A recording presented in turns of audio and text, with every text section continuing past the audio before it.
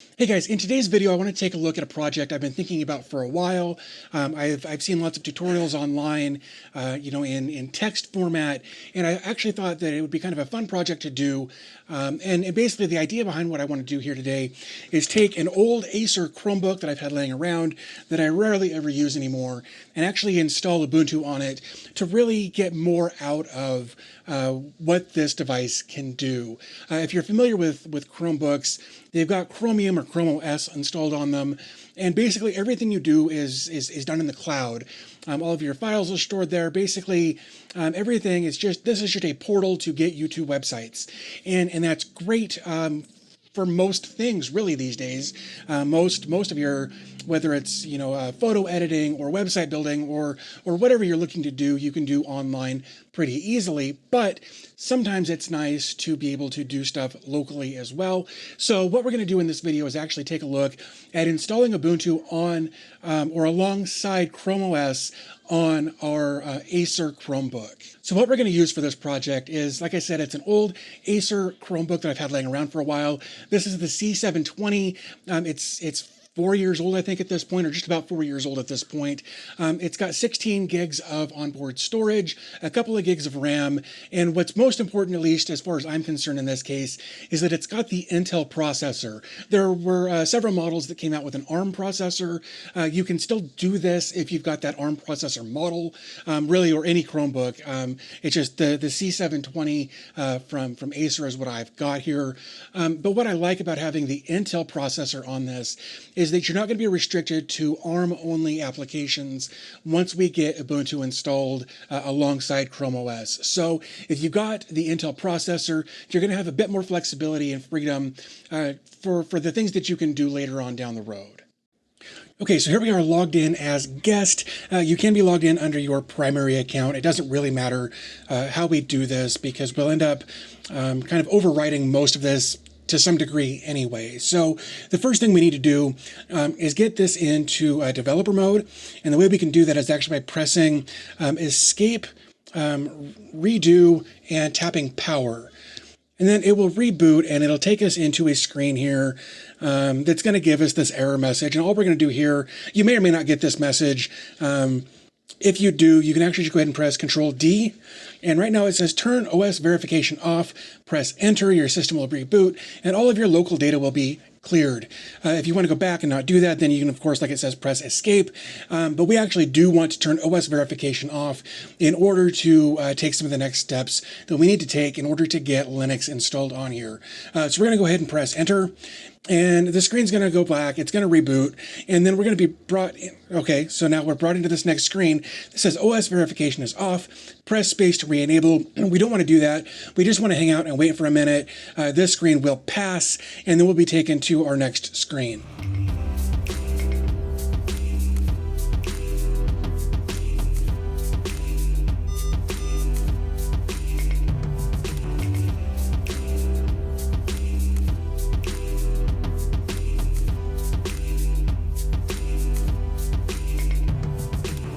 Okay, so now it says your system is transitioning into developer mode.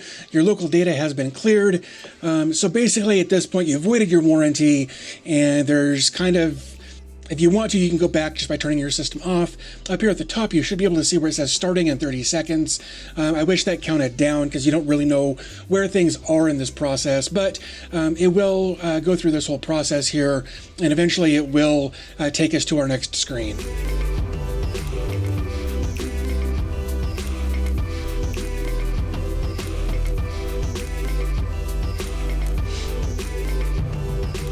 Okay, so now it says that it's preparing the system for developer mode. Up at the top, there is a counter finally that's going up. So at least now we can see that some actual progress is being made. And this will actually take a few minutes. So like it says, don't turn anything off, don't do anything, just wait for it to prompt you for the next steps. Okay, so up at the top you can see that the progress bar is almost done here. It says we got just a few seconds left, and we're at like 97% completion here.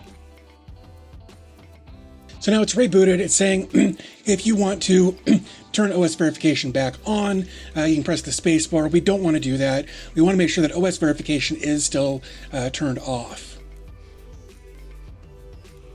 Okay, so now it's, there we go. So now it's basically asking us to set this back up as though it were a new Chromebook. So we're going to go ahead and do some of that here. We'll go ahead and click Let's Go, just like we normally would. Then we're going to select an internet connection here. There's several in the area. We're going to select what I know to be a fast connection. And of course, we've got the OS terms here. I'm going to go ahead and uncheck that, but I am going to accept and continue. It's going to check for updates. Okay, so the next step here is it wants us to sign in. This part doesn't matter. We're actually not going to sign in here. What we're going to do, you can, but there's no point in it right for what we're doing here. What we're going to do is actually browse as a guest. And we'll go ahead and click that. And then it'll take us to our desktop and let us browse as a guest here. So if you've made it this far, you're doing great. But what we want to do now is actually two things. One, we need to download a component for this called Crouton. And then what we'll need to do next is actually install that. So what we're going to do is we're just going to do a Google search for, we're going to do Chromebook Crouton. And we'll go ahead and click enter. And what we're looking for is actually this GitHub repository right here. So we're going to go ahead and open that. And then we can actually just kind of scroll down. There's a bunch of information here. I would encourage you to read if you're interested in more details about how this works and that sort of thing. But what we want to do is actually go down to under usage. There's going to be just a Google shortened link here. We're going to go ahead and click that, and it's going to download. It's already done. It's a very small file. So once that's done, we can actually do the next step, which is going to be open a terminal. And in order to do that on our Chromebook, we're going to press Control-Alt-T, which is going to open up Crush, which is like a terminal emulator for Chromebook here. And we can't really do anything until we open an actual shell. So in order to do that, we'll just type in shell and hit enter.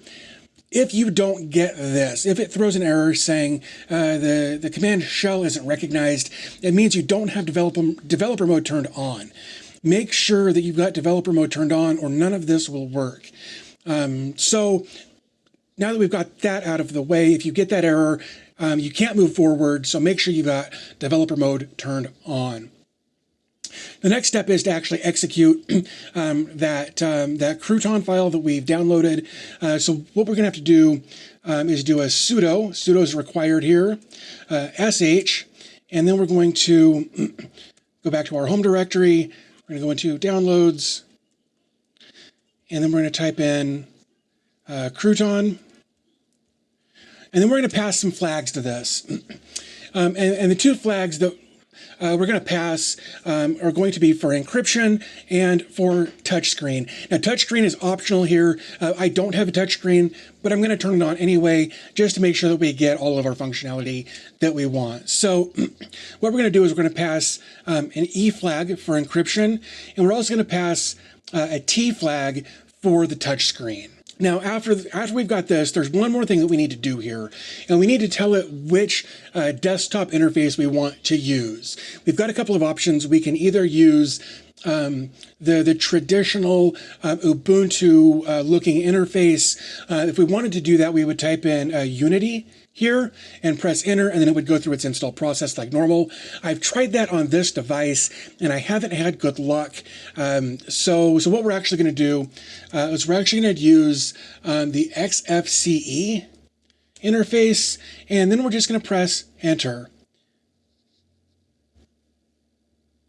Oh, I got a little typo there. So we're going to go back there and we're going to redo that. And we're going to type downloads correctly, and then we're going to press enter. Now, it's going to ask for a root password. There hasn't been one set up yet. This is a password that you're going to put in right now. I'm just going to use password because it's super secure. And then we're going to do the same thing. We're going to make sure we entered that correctly, and we're going to press enter.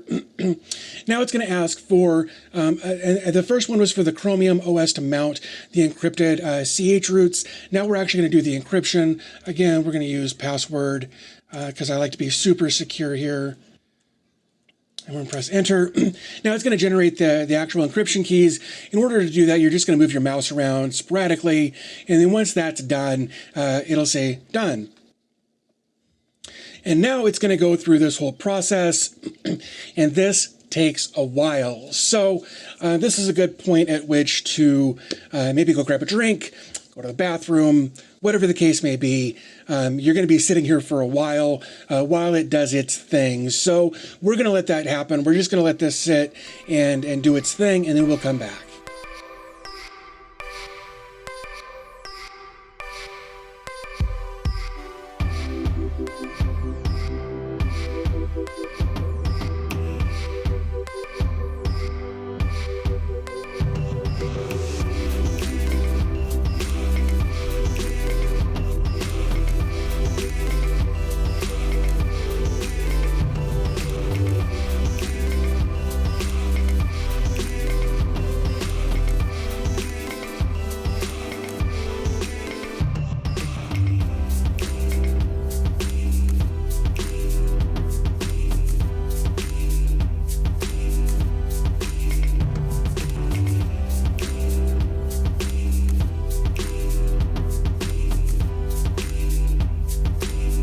Okay, so here we are about almost half an hour later, and so it's finally completed everything it needed to complete.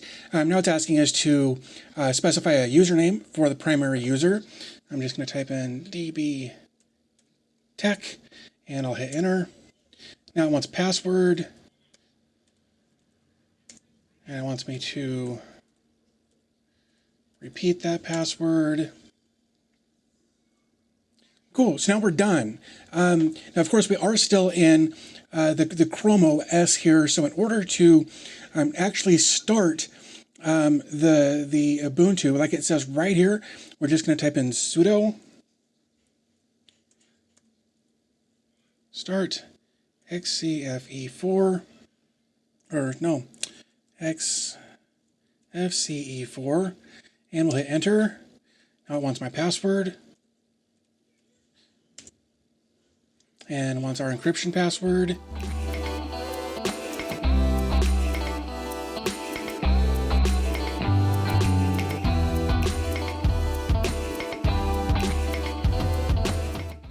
And there we go. Okay, so here we are on our desktop. Basically everything from here is just a two-finger tap away. We can create launchers, or we can open terminals, or go to our applications. All of that, like I said, is just a two-finger tap away. So we want to go back to our Chrome OS desktop. What we can do is press Control-Alt-Shift and back. And that will just take us back to Chrome, like we're used to here on our Chromebook. Or we can do Control-Alt-Shift forward, and then it will take us back to our Ubuntu desktop here. So these are actually running side by side, or on top of each other, rather than a traditional dual boot. Okay, guys, so there you have it. Pretty fun project. Really, really easy. Just a few commands that you've got to run. More time consuming than anything. And of course, the hardware that you've got in your Chromebook will affect the speed at which all of that happened. For me, it was about half an hour. For you, it may take longer or shorter, depending on how new or old your device is. So that's something to keep in mind.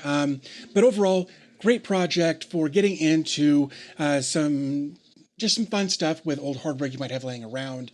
If you're interested in this kind of stuff, you'd like to see me do more projects like this, do me a favor, hit the thumbs up button, share this video with a friend. Also, in the comment section down below, let me know what kind of other stuff you'd like to see me do with this Chromebook. Maybe it's installing a different operating system. I'll see if that's even possible. Or maybe you've got a different idea for something I haven't thought of yet.